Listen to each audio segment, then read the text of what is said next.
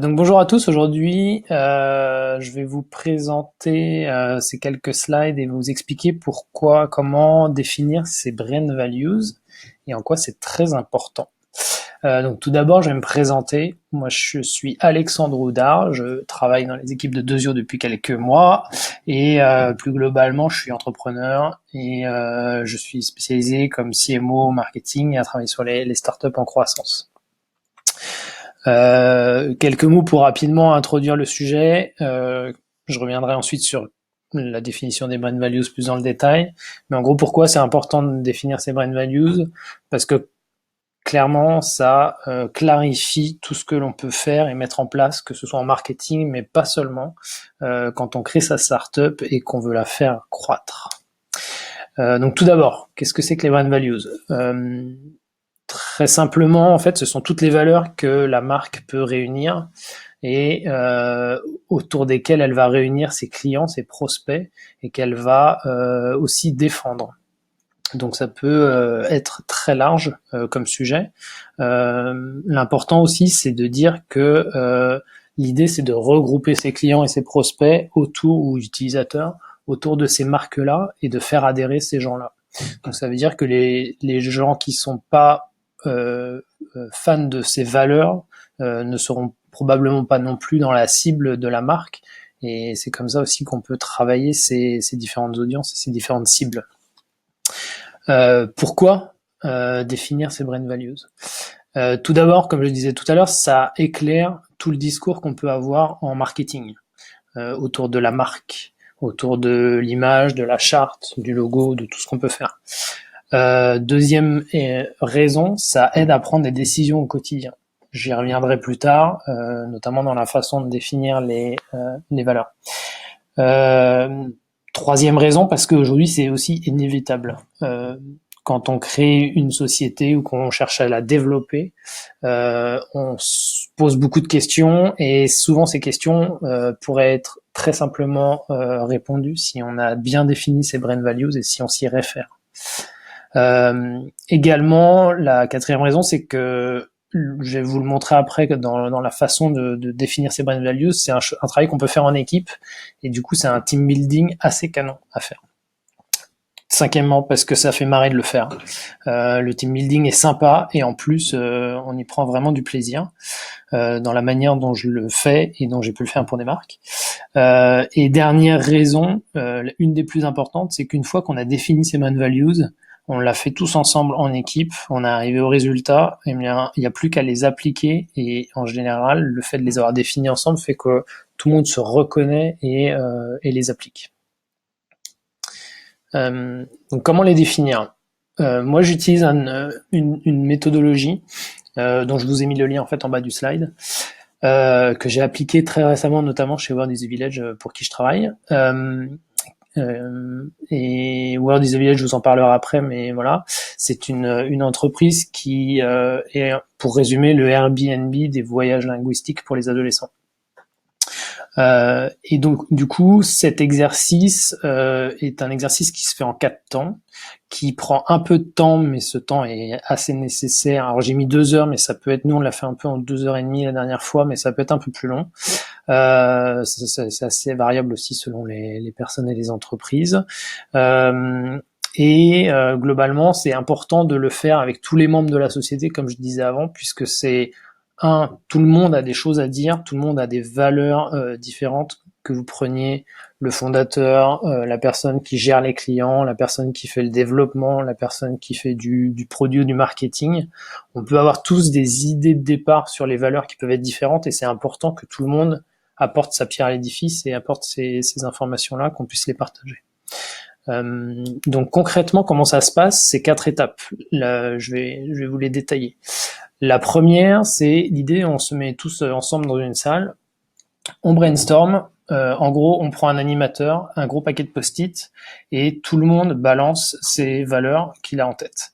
Donc, comme dans toute idée de brainstorm, l'idée, c'est de ne pas se limiter, ne pas se freiner dans ce qu'on peut dire, et du coup que tout le monde puisse avoir la capacité de dire ce qu'il a en tête et que ça crée un échange assez rapide et assez riche. Le truc intéressant dans la méthodo, c'est de se dire que on met un chrono de 10 minutes et que on crée une situation d'urgence où du coup tout le monde va vraiment balancer. Et pour l'avoir fait récemment, c'est assez efficace de se dire qu'on limite le temps et qu'on crée cette urgence.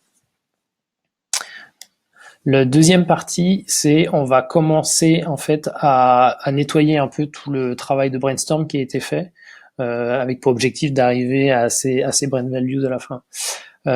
Pour y arriver, en fait, on va très simplement prendre un tableau blanc, diviser en 2 colonnes, les oui et les non, et reprendre les post-it un à un. Et se dire, est-ce que cette valeur qu'on a créée dans l'open space, est-ce qu'elle est vraiment la valeur de la marque et ce qu'on pense être de la marque et ce qu'on veut que la marque soit. C'est possible aussi, si vous avez un petit doute, de faire une petite colonne maybe, si vraiment ça arrive, et de mettre dans les maybe. En général, ce travail est vraiment très intéressant dans le sens où ça commence à faire se poser les questions parmi les équipes de quelles sont les valeurs et est-ce que c'est vraiment une valeur de la marque ou pas et est-ce qu'on l'abandonne, enfin est-ce qu'on l'abandonne ou est-ce qu'on la conserve. Et très généralement, c'est assez naturellement que on identifie les yes et les no. Troisième temps de la méthodo, on commence à organiser. Donc on prend la partie des yes, on oublie les no, et on commence à organiser en groupe de modèles ces yes. Donc on prend les post-it, on les associe les uns après les autres. Au départ, on peut voir que c'est un peu le bazar, mais très rapidement, en fait, naturellement, il y a des groupes qui émergent, ce qui permet de définir ensemble ces groupes-là, mais également un nom qui va relater le groupe. Et qui va être assez symbolique en fait de ce groupe de valeurs qui ont été exprimées. C'est pareil, ça se fait assez naturellement. Et l'intérêt, c'est que ça crée le débat aussi. On a 4-5 post-it dans un groupe.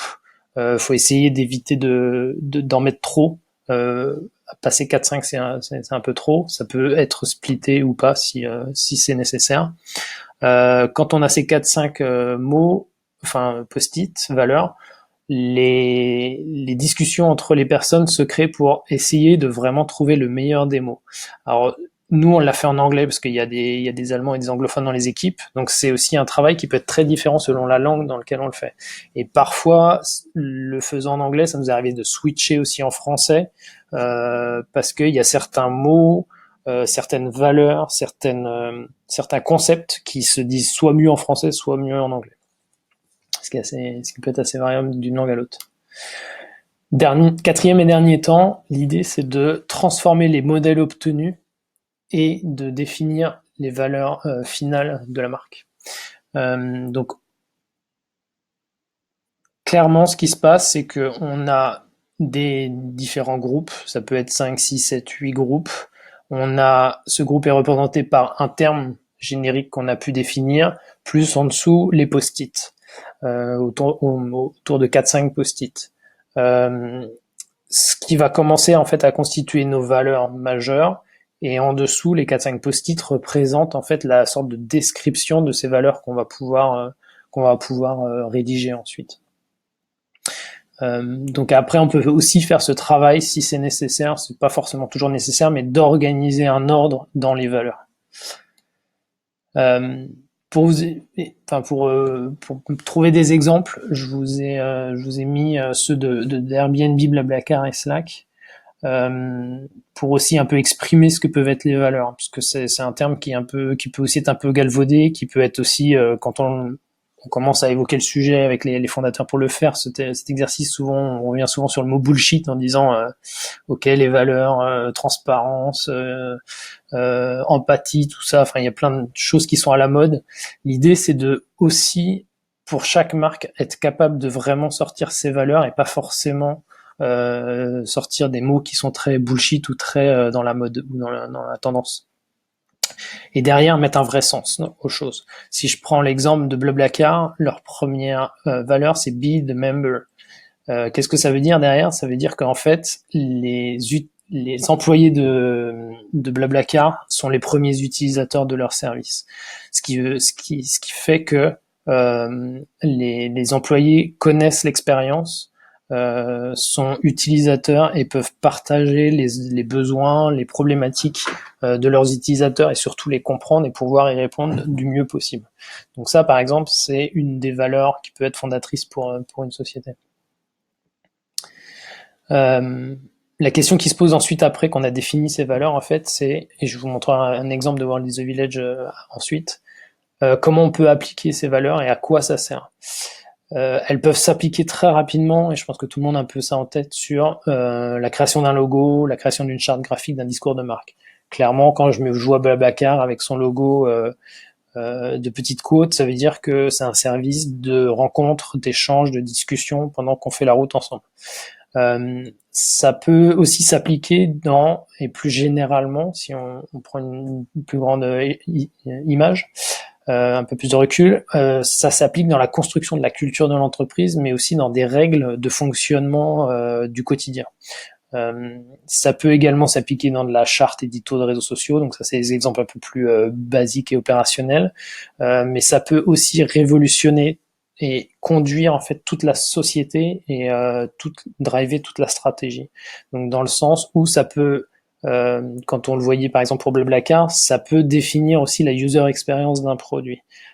Si par exemple je suis un produit SaaS, une de mes valeurs c'est d'être à l'écoute de mes clients, de connaître leur expérience et de savoir en quoi mon produit va pouvoir répondre à leurs besoins. Et après, ça peut, enfin, l'application de ces brand values est assez infinie, et ça peut aller vraiment de toute la partie stratégie jusqu'à toute la partie opérationnelle avec de la définition de canal marketing ou des règles de SAV, du ton employé et de la façon dont on veut parler aussi à ses clients. Très simplement aussi, l'application de ces brand values au quotidien, c'est dès que j'ai une question ou une problématique qui se pose et qu'il y a un débat en interne, très rapidement, on dit qu'on peut passer cette question